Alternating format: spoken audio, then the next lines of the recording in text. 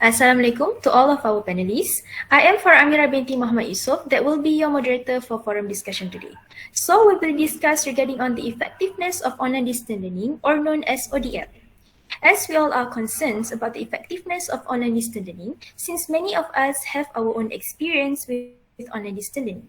The online distance learning started or familiar among students when the world was hit with COVID-19 pandemic. Distance learning, also called distance education, e-learning and online learning, form of education in which the main elements include physical separation of teachers and students during instruction, and the use of various technologies to facilitate students and teachers' communication. Before we continue, I would like to introduce our panel for this forum discussion. Our first panel consists of Ms. Farah, an ex-student. Our second panel consists of Ms. Intan, a university lecturer. Our third panel consists of Ms. Zafarina, a student from the university. And our fourth panel consists of Ms. Ayuni, a long-distance learning student from the university. Without further ado, I have a question for Ms. Farah. Ms. Farah, can you explain or share your point of view about online distance learning? Thank you, Ms. Moderator, for having me here. As an ex-student, I can tell that one of the biggest advantages of online learning is that we can study from anywhere, from our bed, in front of a TV, and sometimes we don't even take a shower to start an online class as long as we have a strong internet connection or a quiet room. We can learn from our laptop. We don't need to spend our time commuting every day or relocate our entire life to a new area. This could save our considerable amounts of money and stress in the long run, so it's definitely an advantage to consider. On the flip side, all this flexibility and independence means we need to be self-motivated to get results. Studying online means that we will have less social interactions with our friends or classmates and teachers. So there's a greater possibility for the course to feel isolating. It can also be frustrating if we don't understand something. And online resources sometimes can help us, and sometimes we just hoping nice to be able to pop in to see our course tutor during office hours or to seek help from fellow students in campus library or computer room. Thank you. Thank you for your opinion, Ms. Farah.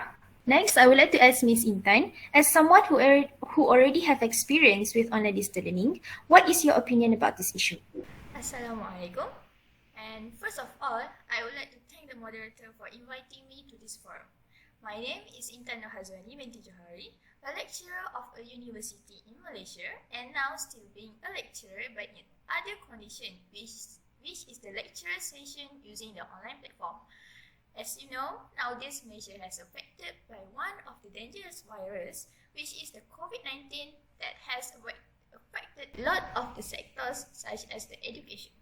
From my point of view, even though the students does not attend to the class physically, but this is not the excuses that can be used for them to not include in the class together.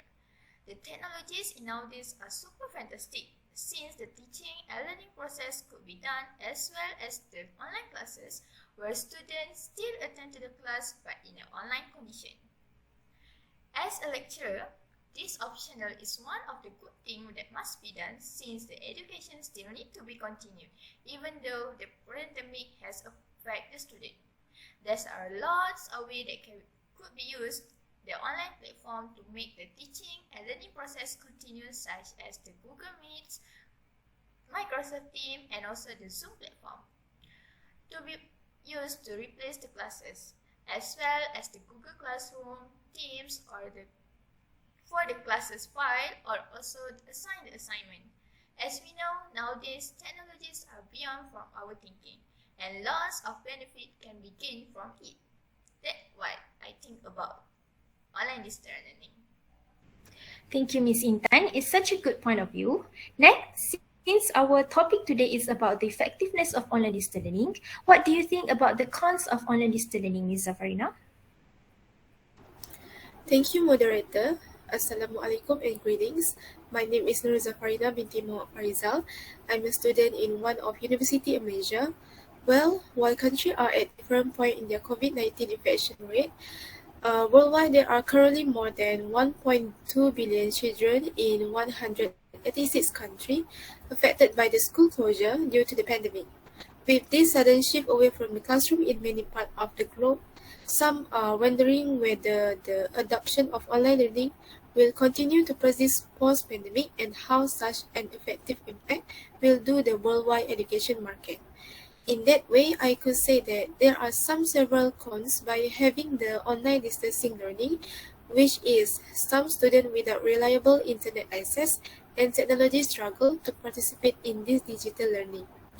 With the pandemic and online distance learning imposed on all students, the quality of internet connection was tested. Sadly, not all students have access to a strong internet connection. Intermittent connectivity may also lead to a poor quality of online learning. This may be detrimental to the teaching and learning process. Next, I would like to mention about the tendency for the high distraction because of the students are not in the classroom. Thank you. That's such a good explanation. Thank you for pointing out your opinion about this topic. Next, I would like to ask Miss Ayuni, as a long-distance student, what do you think about online distance learning? Can you share your opinion about this issue? Thank you, Ms. Moderator. Assalamualaikum. I'm Nur Ayuni Izzati binti Azudin, who is a long-distance learning student from University in Malaysia. First of all, thank you for having me in this forum. To answer question from moderator about online distance learning, in the way of the COVID-19 pandemic, educational institution transition to online learning. Although this transition revealed the in-person learning style possessed by some students, it also brought to light the advantages of online learning. One of the main benefits of online learning is the flexibility offered. Online education encourages a greater balance thereof, particularly for those who manage multiple commitments at once, such as work, family life, and study. Individuals can work at their own pace, which allow them to manage their obligation while also optimizing the retention of the information being taught. From my experience with online learning, I reap the benefits of flexibility, balance, and time management. I have spent the past 1 year of my educational career as an online student, and I can speak firsthand to the advantages. With the flexibility and self-paced nature of my classes, I have managed study, work, and my personal life much more smoothly than I previously had when I was attending traditional university. If a personal event or commitment demands my attention, I bring my computer with me and complete my coursework during any free moment. Thank you. Thank you for your opinion, Ms. Ayuni. Okay, as we can see, many people state that this online distance learning is more challenging than physical classes. And there's also those who feel that this online distance learning is not effective for the students. And some of them question whether it is eco-friendly or not. What do you think about this, Ms. Intan? First of all, thank you, Ms. Moderator, for pointing me the point. Eco-friendly. What we can say, eco-friendly literally means the friendly to the environment or not damaging to the environment. This word most frequently refer to the green living goods or activities that help to preserve the resources, such as the water and electricity. Eco-friendly items also help to reduce the pollution in the air, water, and land. Being more careful on how you utilize resources might help you to develop eco-friendly habits and behavior. When the lectures were delivered online, students could save money on the transportation and the vehicle expense. When this occurred, students did not often to return to the hostel. Instead, attend the session through the online platforms such as the Google Meet, Microsoft Teams, and also WebEx. Most importantly, earning an online degree allows students to take the exam from the comfort of their own home. Aside from that, during the final exam period, majority of the students will take exam via online session. Because of this situation, there will be no paper utilized because the exam will be conducted online. Not only that, what I can think about online distance learning is online classes are flexible. Students have complete control and accountability for their learning through the flexible learning. Rather than being required to attend to the class, students can choose a lot of time for their study. This control not only allows them to plan their education around the responsibilities, but it also guarantees that they are studying at the most appropriate moment. Some students, for example, may work better in the evening, but in the traditional school, it may limit them by only giving lessons throughout the day. Students will find it is simpler to balance the responsibilities of work, life, and graduate school as a result of this flexibility. Because of the enhanced flexibility, online students may finish the coursework at their own speed and make the most of their degree program. Thank you, Ms. Intan, for the explanation. I see that there are also the good sides of online distance learning, even though most people tend to say that ODL is quite challenging. Regarding to what Ms. Intan explained about the effectiveness of online distance learning, especially at the eco-friendly part, do you agree with that, or do you have other opinion against that, Ms. Farah? With due respect, I partly disagree with what Ms. Intan are saying, since the majority of us are from low-income families, and some of us might share a small home with our younger and older siblings.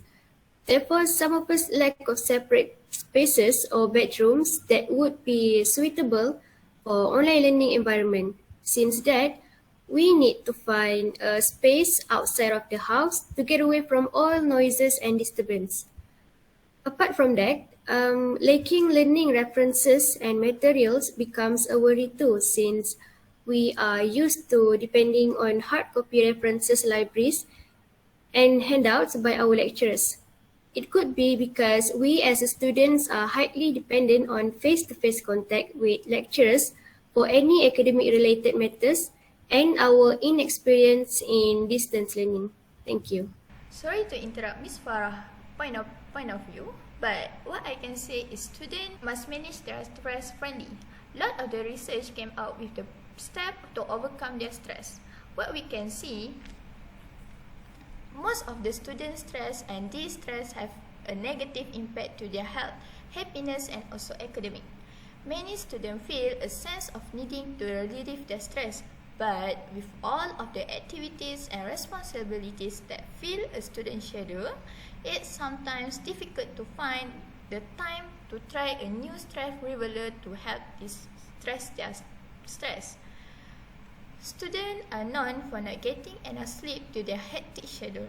Unfortunately, functioning on the little sleep put you a considerable disadvantage.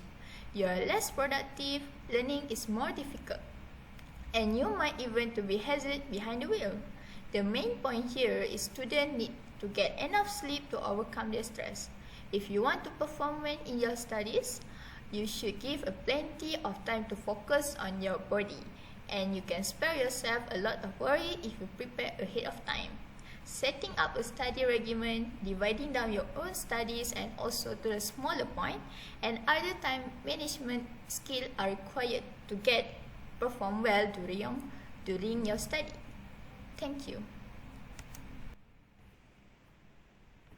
Thank you, Ms. Farah and Ms. Intan, for the point given.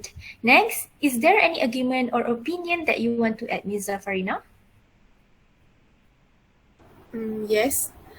Even though that Ms. Intan said it is quite eco-friendly, personally, I think it is not. I believe that there are some hidden costs and complicated technology. Yes, the online classes may save money because of less transportation and material expenses, but it can be denied that there might be hidden costs like buying software and other computer applications to support the online classes. The technology used may also be complicated, and navigating through the application used in online classes may also be demanding and time-consuming, especially for the younger student and their learning coaches. That's my point. Thank you, Ms. Zafarina, for your opinion. Ms. Ayuni, do you want to add any other argument, or do you agree with what Ms. Intan's recent statement? Thank you, Ms. Moderator. In my opinion, I'm actually quite agree with what Ms. Intan have pointed out about the eco-friendly is one of the effectiveness of online distance learning. Online learning is certainly the more effective option for students, but it's also better for the environment. From what I have read before, the research have found that online courses equate to an average of 90% less energy and 85% fewer carbon dioxide emission per student than traditional in-person courses. This certainly makes online learning and multimedia content a more effective method of education overall. Promoting and engaging in this kind of learning can help both individuals and corporations to do their bit for the environment and stick to their own personal environment goals. Thank you. That's great. I appreciate you expressing your viewpoint. Let's continue with our discussion. I think before this, I have read an article that states the online distance learning foster more interaction. What do you think about this, Ms. Intan? Thank you, Ms. Moderator. What I can say, online classes foster more interaction. This is one point that must be used during the effectiveness of online distance learning. On a similar point, it may appear that online learning does not provide students with the same level of engagement as the face-to-face class. This is certainly true, yet many online courses encourage students to contact with one to their instructor, and it is simpler for students to interact by engaging in a forum or discussion board, contact to their peers and teachers than it is to speak up in the face-to-face class. Students can still benefit from the dialogue while maintaining the flexibility of online learning. In this situation, students enrolled in an online program will also participate during the discussion board with their peers, communicate with the professor through the online, and also collaborate by using the various software programs. Students will improve their ability to sell ideas, make an effective, brief, and also the professional argument through their writing as their study progress. In a virtual world, you must be able to properly explain your ideas and receive a good response and also create a good professional image. Thank you. Thank you, Ms. Intan, for sharing your point of view. Ms. Farah, do you agree with the explanation from Ms. Intan? I beg to differ from what Ms. Intan has already explained to us, since in a traditional classroom setting, we are held accountable by our teachers or lecturers, but during remote learning, students may find it difficult to get out of the bed or change their attire since they are simply logging into a nearby computer. And working from home without self-motivation can cause distractions. Students may find it difficult to hit deadlines or complete assignments without assistance or motivation from teachers, classmates, and routine schedules. And also, under traditional class setting, students get a fair amount of exercise throughout the day. These activities include walking to get to our next class or running late to class and playing sports in gym. Schools or college also have extracurricular sports, such as football, baseball, track, swimming, basketball, and etc. Without all this exercise, online learning students have to find their ways to get such a needed exercise. Besides the physical benefits of exercise, it also helps relieve stress and gives students confidence. And online learning forces students to sit still and stare at the screen for long periods. This can harm their vision and prevent from getting enough exercise. To combat these disadvantages of online learning, educators can incorporate creative strategies to engage students and solve some of the challenges of isolation, unproductivity, and lack of hands-on learning. Thank you. I see. That's such a good point, Ms. Farah. Due to this online distance learning, do you want to add any other effect of online distance learning?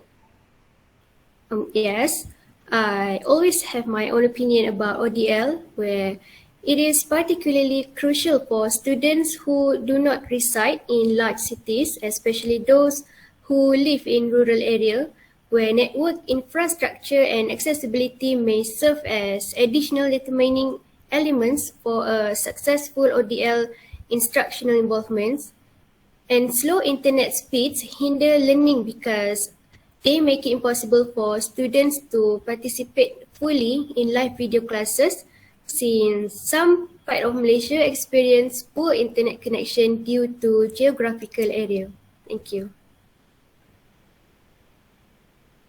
Thank you for the detailed explanation, Ms. Farah. Ms. Ayuni, do you want to add on or argue anything about the effectiveness of online distance learning?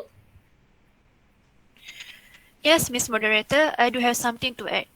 Regarding to what Ms. Intan just explained about online distance learning foster more interaction, I also want to add that online distance learning develop important skills.